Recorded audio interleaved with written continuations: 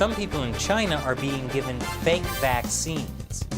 And fake Chinese vaccines could even be spreading around the world.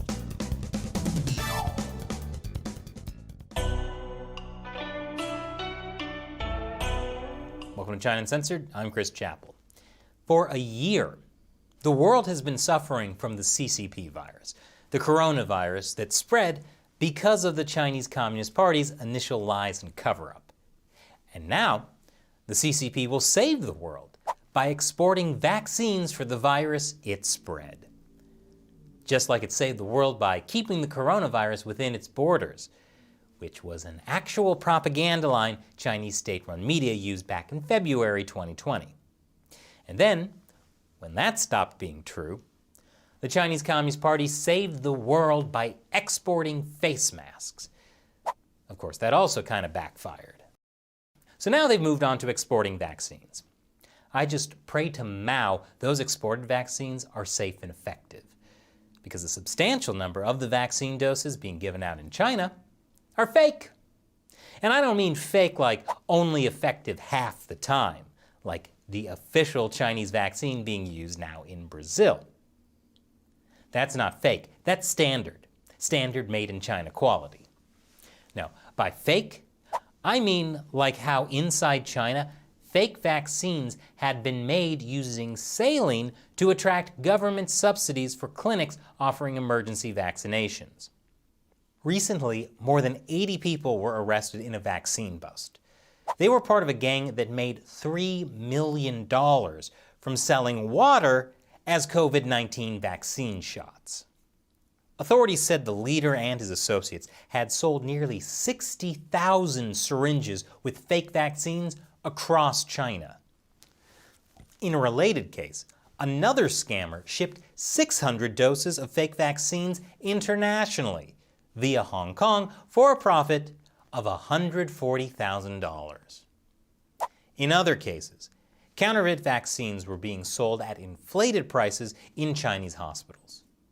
And other criminals also conducted inoculation programs of their own and had village doctors vaccinate people with fake jabs in their homes and cars. My advice?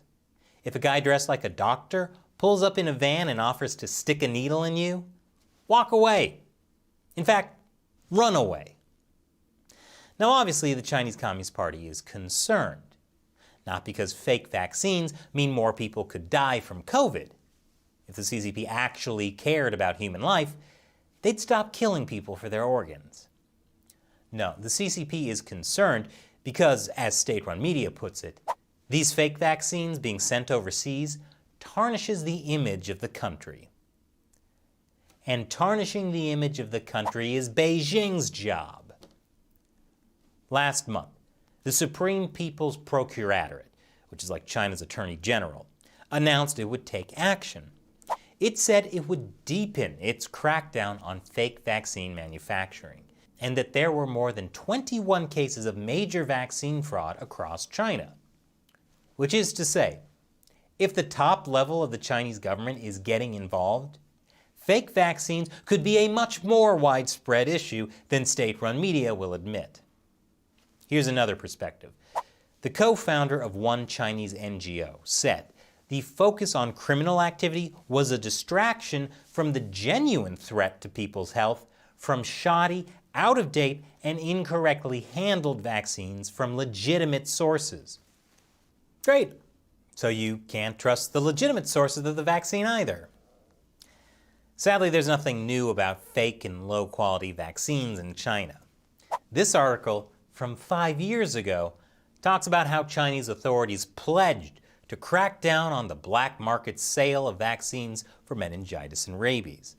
That was after a case was made public involving nearly $90 million worth of illegal vaccines that were suspected of being sold in dozens of provinces.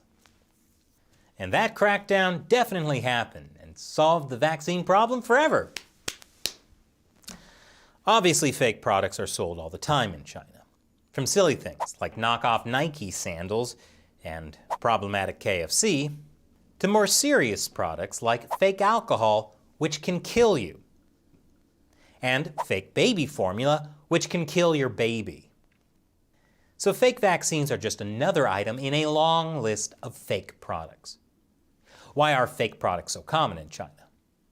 Well, criminals are going to be criminals. But it's hard to really crack down on them when the government is also run by a bunch of criminals. Because sometimes criminals collude with each other. The Chinese government might pass a bunch of regulations, but the system is so deeply corrupt that enforcement is close to impossible. And a lot of times, when the government announces a big crackdown, it's only for political reasons. They want to look like the good guy and get Western media to write glowing articles about how China is saving the world. Meanwhile, Chinese state-run media are doing whatever they can to discredit COVID vaccines that aren't from China. As the Global Times says, the U.S. can either continue to blame and malign China or join it to help develop and distribute life-saving vaccines around the world. I'm going to give that a hard pass. Interestingly, Chinese state-run media started on this kick of trying to discredit other countries' vaccines after that study came out saying the Chinese Sinovac vaccine was only 50% effective. I'm sure that's just a coincidence. But will China's vaccine propaganda succeed? Well, in a recent poll in Taiwan, it showed that only 1.3% of the population would be willing to get a Chinese COVID vaccine. And now that you've watched this episode, you know why. And now it's time for me to answer a question from you, a viewer who supports China Uncensored on Patreon. Barton Blackerby asks, "Hey Chris, I saw that the CCP is broadcasting their propaganda even in Times Square. And here's a link with a photo. How much have they infiltrated our media?" Good question, Barton. The answer is complicated. An ad in Times Square probably doesn't accomplish much aside from wasting Chinese taxpayer money. I'd hardly call that infiltrating our media. The main ways the CCP infiltrates Western media is by pressuring them to self-censor. Take NBC, which has a multi-billion-dollar deal to broadcast the 2022 Beijing Olympics. It's a big risk for them to do too much critical reporting on China. Or take the Washington Post and the New York Times. Until recently, they both took money in exchange for having Chinese propaganda inserts like this. But more importantly, the billionaire owners of these companies have substantial business interests tied to China. Easier to self-censor than anger the CCP. Having been in the news business for a long time, I can tell you that for every story you hear about, a dozen equally important stories get left on the editing room floor, as they say. The CCP knows it's hard to get media to directly publish propaganda, but it's easy to get them to simply ignore certain critical stories. That being said, the media in the U.S. aren't monolithic. There are some smaller media that are doing a great job covering China. And even from big media like the New York Times, you can get individual reporters with good China stories. But my point is, if there were no influence from the CCP, American media as a whole would treat China much more like we treated the Soviet Union. A serious threat instead of an ally we should be getting vaccines from. Thanks for your question, Barton. Be like Barton and support China Uncensored by contributing $1 or more per episode through the crowdfunding website Patreon. Go to patreon.com/China Uncensored to learn more. Once again, I'm Chris Chappell. Thanks for watching China Uncensored.